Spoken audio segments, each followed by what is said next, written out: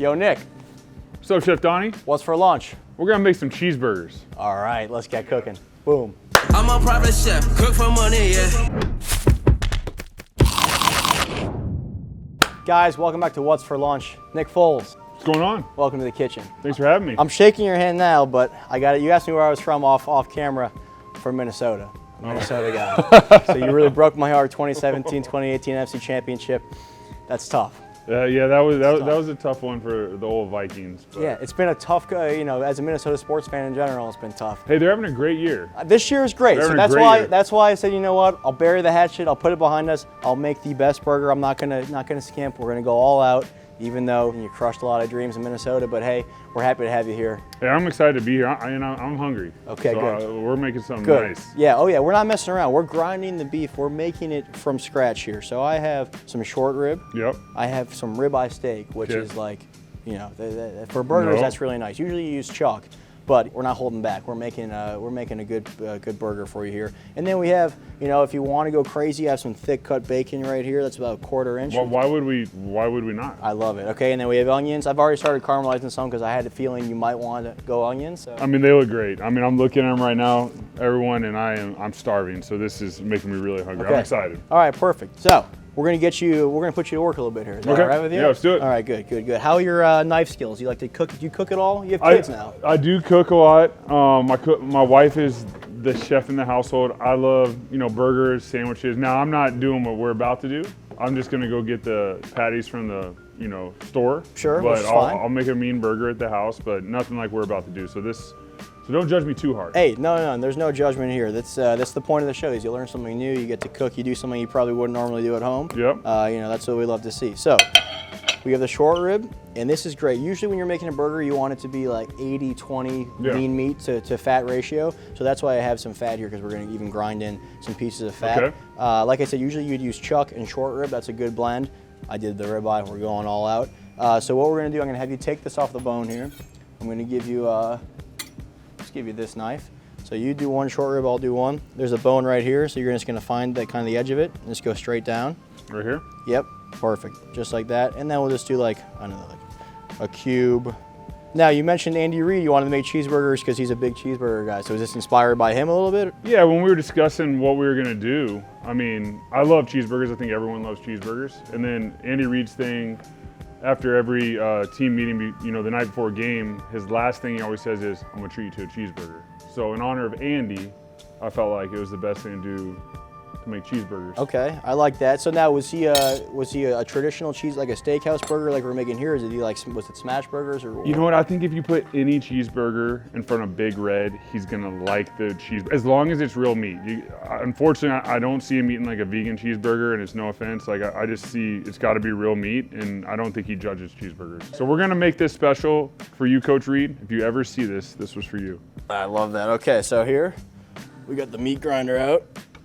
I mean, I thought we were just going to show up as just going to be patties ready, but this is going to be the real deal. That's how we do it on What's This for is Lunch what I'm going to here. start doing at the house. Yeah, that's exactly. You're changing my life. I know I affected your life in a negative way. You're affecting me in a positive way. Oh, that's good. I'm glad I could do that for you. Yeah, you're going to come back. The wife's going to be like, what are you doing? You're going to have all the kids. We're making these burgers. Everyone's going to be eating. That's great. So wait, you grew up in Texas though, right? Are you an Austin guy? I grew up in Austin. My dad is in the restaurant business, a ton of restaurants in Austin, and he even has a burger joint throughout the country, and food's always been a part of my life. I've just enjoyed it, but it's my dad's passion. He just turned 78, and he's still going, creating 4 new restaurants right now, and just loves it. So wow, good for him. That's insane. No, what kind of food? Wood-fired Italian, farm to table. He's got a modern Mexican burger joint, a Western sort of Roaring Fork. So like in Austin, Red Ash, Roaring Fork, ATX Cocina, Hop Dottie Burger Bar, Salty Sal, and then Jay Carver's, so Oyster Bar. So he's got a bunch of different ones. So that are he's awesome. kind of hitting everything. Yeah, so he has a great team, a lot of great chefs, and I think the biggest thing watching him is he has a great team and he builds it around the chefs. Right, the chefs are the thing, and it's awesome to watch them work, and they do such a great job. Is he a big cook too? Does he like to cook much, or does he mostly leave that with the chefs? He's about to come visit me in California, and every time we get together, we get like a ribeye, fish. We'll do some raw fish, cooked fish. All right, and now that's looking really good. Because of the ribeye, we don't really have to use this fat. If I was using a chuck, I would put the fat in to add a little bit more, but just for the sake of it, why not? Let's make this a really good burger. Yeah, well, we're going to be about 60-40. Yeah. We said 80-20. This will be like 70-30. That's fine. All right, a little bit of fat in there. This is the keto burger. Yeah, exactly. A little bit of fat going in there. How strict is your diet? There's so many times throughout the year where I try to, hey, I'm going to eat clean like anyone else, and then I have 3 kids, and then eventually there's that moment where I'm making mac and cheese, and I just can't help but have several spoonfuls, and then it's just after that, it's a snowball effect. Yeah, there's nothing wrong with that. How about like when you were playing? How strict was it? It was pretty. I was really clean when I was playing, just because the inflammation, recovering from games, just everything going throughout the week, really strict. And then now being retired and full dad mode, and building a small business and everything that I really have been trying to lock in. The last week and the holiday season become a little bit difficult because there's a lot of different parties, a lot of school events for the kids, so I just try to give myself some grace. I bet. And the small business now, it's a clothing company, correct? It's Dad Season Apparel. I'm wearing their hat right now, hoodie.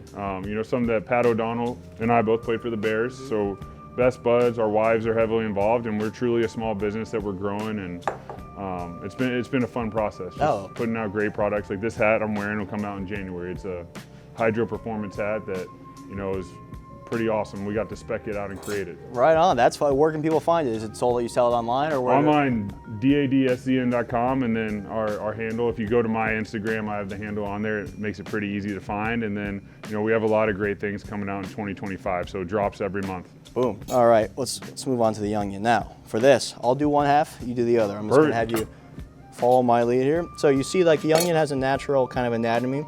You see these lines in it? Yep. What we're gonna do is kind of start a little shallow, and we're gonna roll up. So you're just going like this, and you wanna keep your knuckles tucked, and kind of hold the blade like this on the knife. You're gonna have the most control. There you go, and then you can just slide down.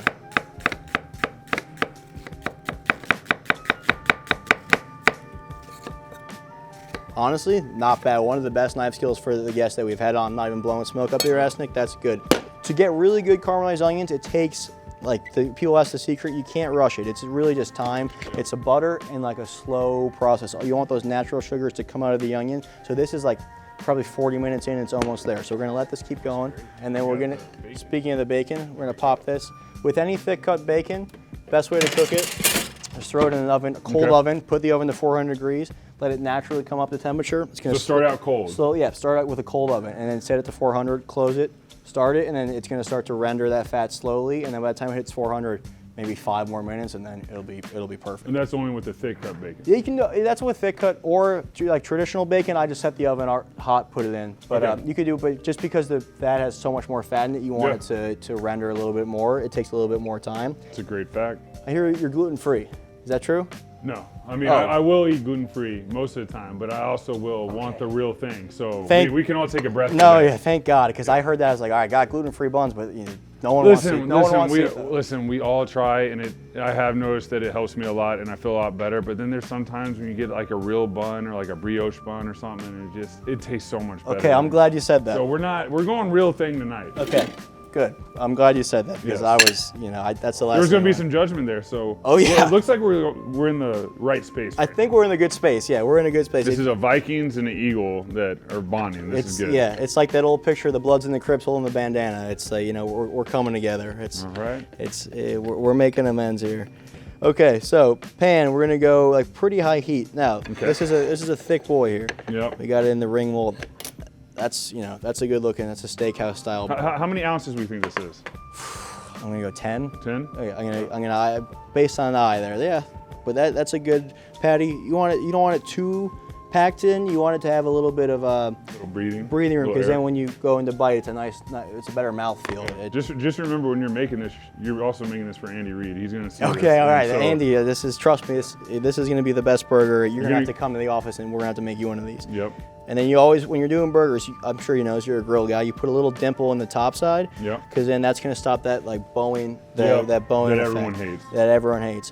And the nice thing about this is because we ground the meat ourselves, we can cook this to whatever temperature you want. So if you want on the rarer side, you want it medium rare. How do you like your burgers? What are we doing here? So what I've learned with great chefs is you say, chef, do it your best. Perfect. So Okay. do your best. Okay, I like that's what I like to hear. We're gonna go medium rare. A little pink, like That's great. loose pink in the middle here. What did you eat pre-game of the Super Bowl that when you guys won? What was the meal before? Do you even know? You know what? I started journaling that year mid-season, and I wrote a lot of it in a journal, which was awesome because we wrote a book, Believe It, after the season. And I don't remember at this moment what I ate, but I know within my journal that I probably wrote even that, just because I know in the morning I probably had like an omelet, just something simple. But I'll tell you what, it's so hard to eat on game days because your body knows like what's coming. Right. And the adrenaline and everything starts changing. Your bowel movements start changing. Everything starts getting ready because you're about to go on the field of play. There's a lot of pressure. There's always things. So it was always pretty plain and pretty simple. How much different was the adrenaline before the Super Bowl then? Like, or by that point, are you used to it, or was that hard? You know what? The prep, I felt really comfortable going in the Super Bowl, and that was one of the more peaceful games I've ever played. I just, I blocked out everything the 2 weeks leading up to it. My wife handled all the ticket stuff and everything. I really didn't talk to anyone on the phone, maybe my dad, but my dad's told me, like, I don't even think I called him during those 2 weeks. I was locked in. Really? And it kept things simple. I just focused on the game, still had date night with my wife on Friday night. Not before the game because we were in Minnesota, but the week before. It was just such a peaceful game. Like, I mean, I have a great team, great coaches, great game plan, and just going out there just really embracing it, thanking God for the opportunity to be out there. And my big thing going into that game was I just wanted to play without fear. I didn't want to be fearful. I wanted to glorify God throughout it, and he gave me a lot of peace throughout that game. And there was a moment where I threw Nelson Aguilar a ball like on a back shoulder slot fade, and I was walking to the huddle just thinking like, wow, like everything seems very slow right now. I just can feel everything and just play. So it was a pretty special moment. Yeah, that's got to be awesome. So we got the real buns. We got the real. We don't have enough time to make the buns, but no, we're gonna you make gotta the have buns. great buns. You got. So I go brioche bun. If we're doing smash burger, I go potato bun. Got it. Classic. Potato buns are good. If I'm going this style burger, a little thicker, I'm going with brioche. Now, as far as toppings, do you want? We have the caramelized onions. Yep. I have the regular fixings. I have lettuce, tomato, mushrooms if you want, or we could go just burger, onions. Up to you. I have cheese too. What kind of cheese do you want? We'll start there. I want you to, as a chef. Okay, you want I me want to go? you to make the best combination burger. I eat everything. Okay. So I am not picky. Do you like a fried egg on our burger, or do you not like that? How could you not want? Okay, all right. This is great. You're my best. You're the best guest. I'm not gonna be picky. You're letting me make. All right, Listen, I like we're it. making a burger. This like is it. fantastic. If I go smash burger, American cheese. Yes. If I'm going this style burger, that's when I'll do either a cheddar, but this white aged cheddar that I got, Yep. something else. And then you get really good cheese here in Chicago in the Midwest. Yep. So we're gonna go on. Very good. We're gonna go 2 slices here. Love it. Okay, so we got our egg frying. This is frying up. That's looking good. What I'm gonna do now to get the perfect melt on that cheese. You gonna cover it? Yeah, you already know. Look at that. Melt that cheese nicely. Watch. Boom. This is gonna be the shot right here. We'll let that go. I'm gonna whip up a quick sauce. You said you're a sauce guy, so let's see what Yeah. we can do. A little QP mayonnaise, the Japanese mayonnaise here. Okay. You go in. A little bit of ketchup, of course. Your classic kind of Yeah, you always burger gotta, sauce that You was- always gotta have ketchup. starting with, and then a little Dijon. Just this has some good like garlic, onion, Yeah. a little bit of Asian kind of flair to it, Yeah. and that'll be. All right, that's looking good. Solid. Nice toast on that. Looking okay, good. here we go. So now we got So you got the sauce on both sides. sauce on both sides. Like that. Patties going right on top of that. Fried egg right on top. Yeah, perfect. Put a little bit of salt. Some pepper. That's all that matters. And some caramelized onions. That's my favorite part of a burger is like a caramelized onion stuff. We got our thick cut bacon, and I'm just gonna do a rip in half here. All right, and there you go, Nick. There is your steakhouse style, nice thick and juicy burger. I know it's been quite the process, so now the best part, all you gotta do is dive right in. I see the egg's about to pop, Yep. so go in for it. I'm gonna grab myself a Pepsi whenever I have a burger. I like to enjoy a nice. All right, let's make sure we get the Pepsi egg. cereal. We gotta get a good look at this egg popping. look at that Right burger. here, you see it? Holy shit. Yep. And you gotta eat it sloppy. Oh, I mean, I did that on purpose. It's gotta be that way. Oh, wow. how is it? It's amazing. How we do? Worth the wait? Oh, wow. Extremely, extremely good. That's actually a lot more than I thought I was getting myself into. That's fantastic. Nice Well, job. I'm glad you stopped by.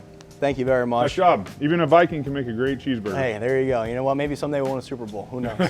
Guys, that's going to do it for this episode. Nick, thank you for being here. Appreciate you. Thanks, Chef Donny. See you next time. Peace. Cheers.